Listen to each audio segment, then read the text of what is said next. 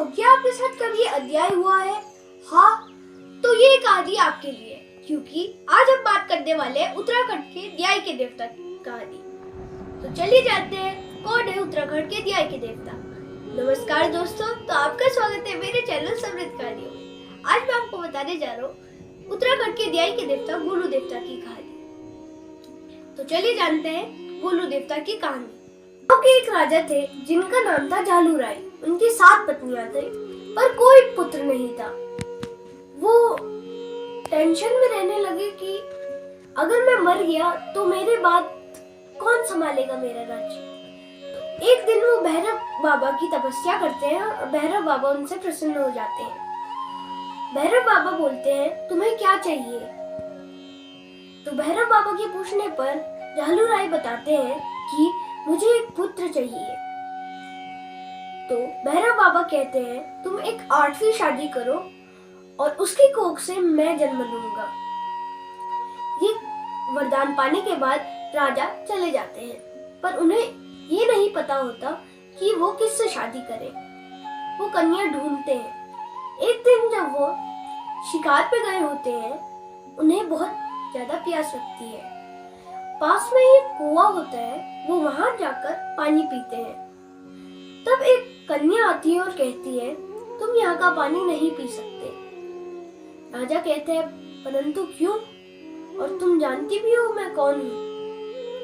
उसके राजा के पूछने पर औरत बताती है कि ये मेरा इलाका है और मुझे नहीं पता तुम कौन हो। राजा कहता है, मैं यहाँ का राजा हूँ और ये पूरा राज्य मेरा है। औरत कहती है, तुम राजा कैसे हो? अगर तुम राजा हो तो ये सामने जो 2 बैल लड़ रहे हैं उन्हें शांत करो। राजा बहुत प्रयास करता है पर भी उन्हें शांत नहीं करा पाता। पर कन्या के एक मना करने पर वो दोनों बैल शांत हो जाते हैं। राजा बहुत विचलित होता है और कन्या से पूछता है, तुम कौन हो और तुम क्या मुझसे शादी करोगे? तो राजा के पूछने पर कन्या बताती है, मैं पंच देवताओं की बहन कलिंगा हूँ और मैं तुमसे शादी तभी कर सकती हूँ जब पंच देवता आज्ञा देंगे। तो राजा वापस एक बार तपस्या करते हैं और पंच देवताओं को मनाते हैं। पंच देवताओं को पता था कि ये शादी होना भैरव भगवान के एक रूप के लिए बहुत महत्व रखता है, इसीलिए वो हाँ कर देते हैं।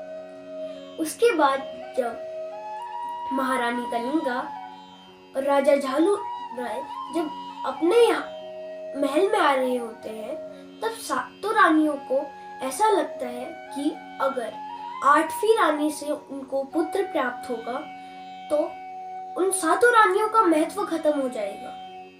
तो जब राजा युद्ध में गए होते हैं, तब जो 7 रानियां होती हैं वो एक ऐसी साजिश रचती हैं कि जब 8वीं रानी का पुत्र होता है तो उसकी जगह एक सिलवट्टे को रख देती है और उसको कपड़े में लपेट के रानी के बगल में रख देती है और बच्चे को जानवरों के बीच में छोड़ देती है। जब वो देखती है कि कोई जानवर उन्हें हानि नहीं पहुंचा रहा, तो वो सांपों के बीच में डालती है, कभी बिच्छुओं के बीच में, तभी भी कुछ नहीं होता उस बच्चे को। तो वो एक सफेद कपड़े में लपेट के उस बच्चे को एक संदूक में डाल के नदी में बहा देती है। उसके बाद वो एक मछुआरे को मिलता है। मछुआरे को लगता है कि मुझे सोना प्राप्त हो गया है, क्योंकि वो जो संदूक था वो राजमहल का था जिसमें हीरे मोती जड़े हुए थे। इसीलिए वो उसको पकड़ता है और खोलता है। देखता है उसके अंदर एक बच्चा रहता है जो सफेद कपड़े से लिपटा है और उसमें से एक सफेद प्रकाश निकल रहा होता है, जैसे भगवान में से निकलता है।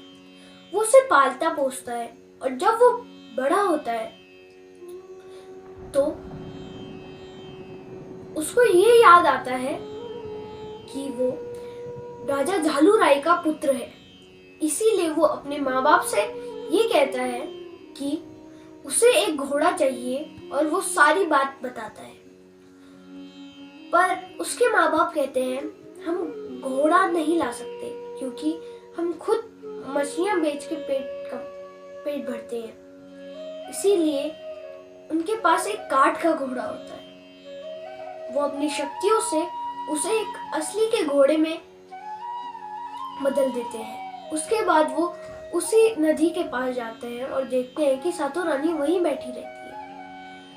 तो वो उस घोड़े को वापस काठ का बना देते हैं। उसके बाद वो काठ के घोड़े को कहते हैं जितना पानी पीना है पी ले मेरे घोड़े। तो सातों रानियां उनका उपहास उड़ाती है कि कैसे एक काठ का घोड़ा पानी पी सकता है। तो उनके ये बोलने पर जो गोलू देवता रहते हैं वो कहते हैं जैसे मेरा घोड़ा पानी नहीं पी सकता तो महारानी कलिंगा एक सिलवट्टे को जन्म कैसे दे सकती है। रानियों का उपहास उड़ाते हुए गोलू देवता कहते हैं सैनिकों ने उन्हें बंदी बना के राजा के पास ले जाते हैं। राजा पूछते हैं कि तुमने रानियों का उपहास क्यों उड़ाया।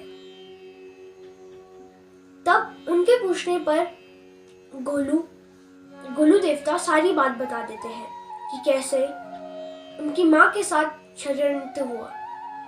उसके बाद उन सातों रानियों को राजा के द्वारा जेल में बंद कर दिया जाता है। रानी कलिंगा और उनके पुत्र गोलू देवता के कहने पर उन्हें वापस रिहा कर दिया जाता है। उसके बाद आज तक जो उनने कभी भी किसी के साथ अन्याय नहीं किया और होने भी नहीं दिया। कहते हैं उनके जितने भी मंदिर हैं उनमें जो श्रद्धालु सच्चे मन से जाके अपनी परेशानियों की चिट्ठी लिख के भगवान को देते हैं तो वो गोलू देवता उन सबके साथ न्याय करते हैं और जिन भी श्रद्धालु की इच्छा पूर्ति हो जाती है और या उन्हें न्याय मिलता है तो वहाँ वो भेंट स्वरूप एक घंटी चढ़ाते हैं। तो इसी के साथ मैं अपनी कहानी को विराम देता हूँ और आपसे मिलता हूँ अगली कहानी में।